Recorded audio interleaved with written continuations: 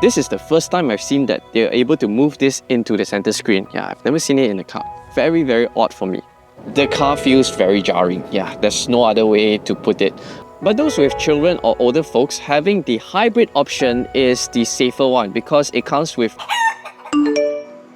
Chery Malaysia made its comeback in July 2023, and in a short span of 2 years, the Chinese car maker has propelled its position to the top 5 most popular car brands in Malaysia, with its striking design, flashy interior, and strong value proposition. This is perhaps Chery Malaysia's most important product yet, their first model to be officially priced under the 100,000 ringgit mark, the Chery Tiggo Cross. Available with either a 1.5-litre turbo or a 1.5-litre hybrid, can it win you over the all-new Proton X50? Let's find out. My name's Adrian, I'm all about the details, and you're watching cDrive.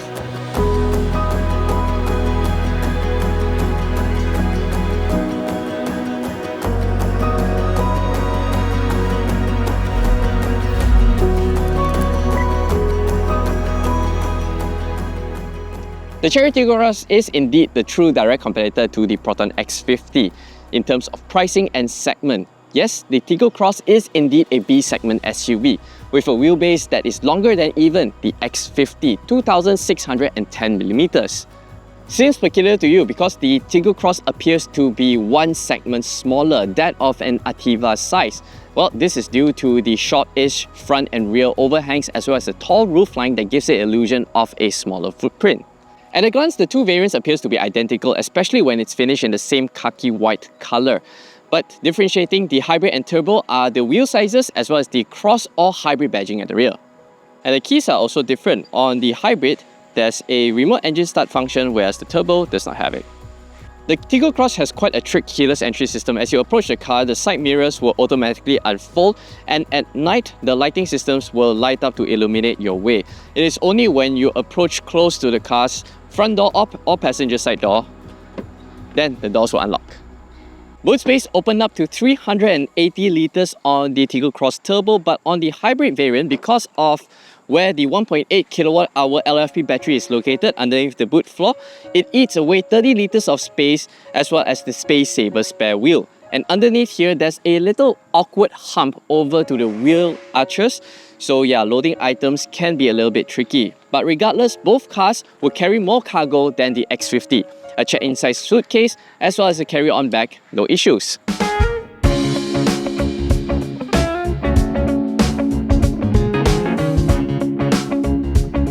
This was an eye-catching interior until the all-new X50 came about and stole the limelight. But nevertheless, there are still a few highlights that I particularly like for a car at this price point. For starters, you get 360-degree camera, full level 2 ADAS, 7-color rhythmic ambient lighting, as well as a touch panel climate control, which you have 2 sets of independent controls for the temperature and fan speed for the driver and passenger to avoid awkward situations where your passenger have to reach over to your side to adjust the temperature and fan speed. Although they are the same cars, but the hybrid and turbo has quite a few notable differences on the inside. For starters, the steering wheel is different. The design, the buttons, even the logo is different. And I think that the hybrid one gets the more premium, more expensive looking steering wheel. Now, the center console here, the physical electric parking brake and auto hold. Over to the side, the headlamp leveling, adjustment, traction control, as well as hill descent control buttons are all now placed within the center screen.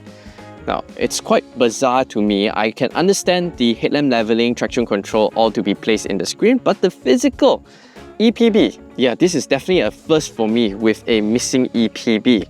But on the flip side, the hybrid screens have better grammar. Center touchscreen is quite straightforward and responsive. It's also very high definition. The center instrument cluster, you're able to cycle between 3 different design themes. And to cycle through the different driving information, just push the buttons over to the left side of the steering spoke. Now, if you notice that the TPMS warning light is on, but this is actually not a fault. By default, the TPMS registers the Eco Index, which is a higher tire pressure of 260 kPa. But now I'm running on the Low Load Index 220 kPa, which allows for a more supple ride. But yeah, so this is not a fault. Of course, this can be reset via the computers at the service center. Trip A will reset itself after a few moments of inactivity, but Trip B, it's reset upon the driver's selection. However, I find it quite peculiar is that the turbo and hybrid, even though they are the same cars, but the entire layout and the information presented, it's different. So on the turbo, you get the fuel consumption, the average fuel consumption readout on the Trip computer itself. But over on the hybrid, it's a separate page altogether, and it only reads out the recent 50 kilometers of average fuel consumption. It's the first hybrid that does not have a energy readout over to the instrument cluster. Well, technically there is, over to the infotainment screen under new energy, and you get the readout right here. But this infotainment screen, I will be using it to project Apple CarPlay, my navigation, my music. So yeah, this screen, that'll solve all the problem. What is also the first time I've seen in a car is the energy consumption list. It tells you exactly how much fuel you have used since reset, allowing you to have a very accurate calculation of your average fuel consumption. And once you refill it to full, refill it to the brim, and you reset it, it'll tell you how much, you can mentally calculate how much fuel that's left in the 51 liters fuel tank. The side door bins don't fit a large-size water bottle. You can squeeze it underneath the center console, but you'll be blocking your wireless charging tray. The center armrest, it's actually quite a spacious storage space. You're able to fit the large-size water bottle underneath here. Now, this is something that's quite trick, is that the cup holders, you can actually remove the base and access underneath to your center armrest storage. Over to the passenger side, the seat is a little bit stiff for me. Glovebox is a conventional latch, and the main storage spaces are below the center console. Charging out your devices, there is a wireless charging tray hidden below. USB Type-A and Type-C on the passenger side, so you have to help the driver to plug in their devices, or you can run one Type-A cable from the rear.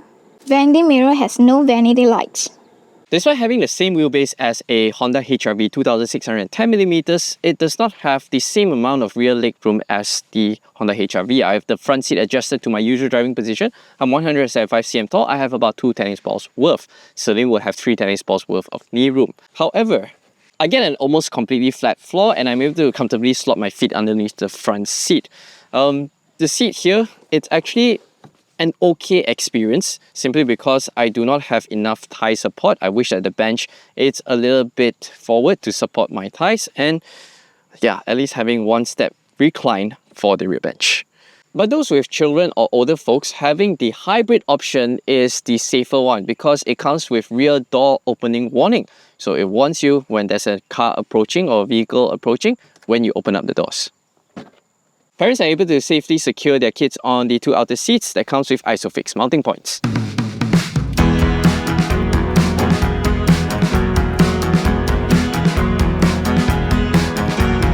In city driving, the hybrid is the sweeter powertrain to drive around in. Smooth, quiet, responsive from the electric motor assistance that is juiced by a 1.8 kWh LFP battery.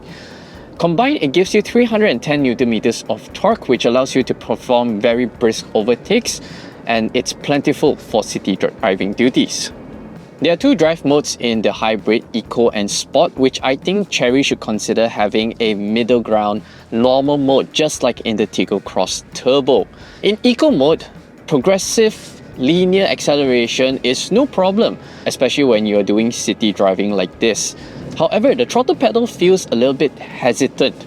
And Sport mode, the internal combustion engine is perpetually awake, which defeats the purpose of having a fuel-saving hybrid. So having a slightly more responsive normal mode, that middle ground, would be fantastic.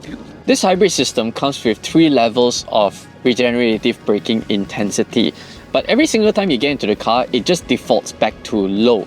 And because there's no mode switch that you can change on the fly, so I just find myself driving in low intensity all the time, which feels just like a regular ICE car. The regenerative braking, once you lift off, there's no strong sudden pullback.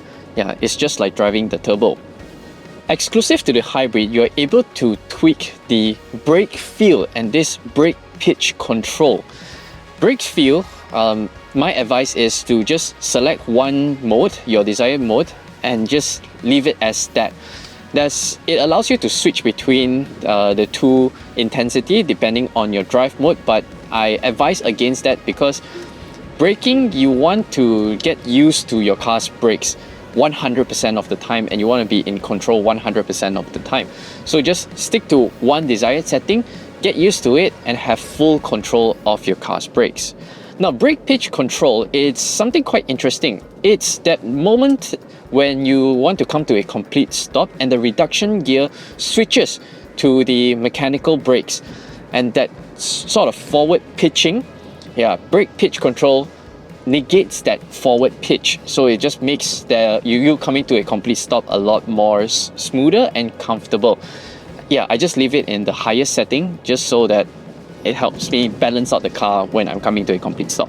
The ride quality, despite running on smaller 17-inch alloys, is firm. It's really on the firmer side of things.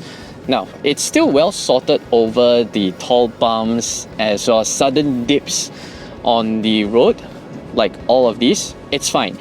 It's when you come to the really high frequency stuff, where the suspension has to move around, just like this to keep itself sorted, that the car feels very jarring. There's no other way to put it. On cobble roads, as well as roads that resembles the inner roads of coming out of Port Klang, those sort of very rough patches, the Tiggo Cross doesn't like that. The suspension will just move around and doesn't really want to settle. And any time where the suspension requires to be on its toes, you definitely get thrown off like this. Steering feel on the hybrid is tighter and quicker compared to the turbo, which I find it quite peculiar because it does not suit this hybrid's, relaxed, chill, comfortable, fuel-saving kind of character. And this very sensitive center means that the car will jitter at every angle, every degree of steering angle that you have compared to the turbo, which I find it quite odd. Even in its most relaxed settings, it's still quite jittery and responsive. I feel more relaxed when I'm driving the turbo variant, especially on the higher speed stuff. You don't need the car to move around all that much. Out on the open road, the Tiggo Cross Turbo is the most satisfying one to drive. With its 1.5 turbo and 6-speed DCT, it's just very snappy and it gives you that kind of strong pull even at triple-digit speeds, so you feel a lot more relaxed driving at higher speeds in the Tiggo Cross. And as I've mentioned, that the suspension as well as the steering is a lot more relaxed in the turbo version, and the larger wheels just helps with the high-speed cornering and stability because it gives you a much more mechanical grip compared to the smaller 17-inch. Both the Tiggo Cross variants are heavy cars, easily 100 to 150 kilograms heavier in curb weight compared to its class rivals. So you get that very anchored down feeling when you're taking the sharp banks on the highways, but the trade-off is that you have to accept acceleration is not as brisk. It feels like you're pulling a hefty car. Fuel consumption wise, the hybrid I used 13.2 litres to cover 259.8 kilometers, which works out to 5 litres per 100 kilometers. This makes the hybrid 2 times more efficient than the Tiggo Cross Turbo, and based on the 51 litre fuel tank, the Tiggo Cross hybrid can theoretically cover 1000 kilometers on a full tank.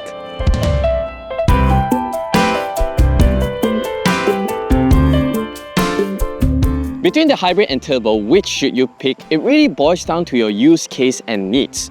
The Tiggo Cross Hybrid is the better car to drive in city, whereas the turbo is the more capable highway cruiser. But if fuel consumption is your utmost priority, the Tiggo Cross Hybrid, being the most affordable HEV you can buy in Malaysia right now, screams incredible value for money. So the next time you're out comparing B-segment SUVs in the 100,000 ringgit price point, make sure you remember all the intricate details of the Chery Tiggo Cross from my video and see how those cars stacks up against this fuel-saving SUV. My name is Adrian, thanks for watching cDrive, and make sure to subscribe to my YouTube channel for more detailed videos like this. Bye-bye.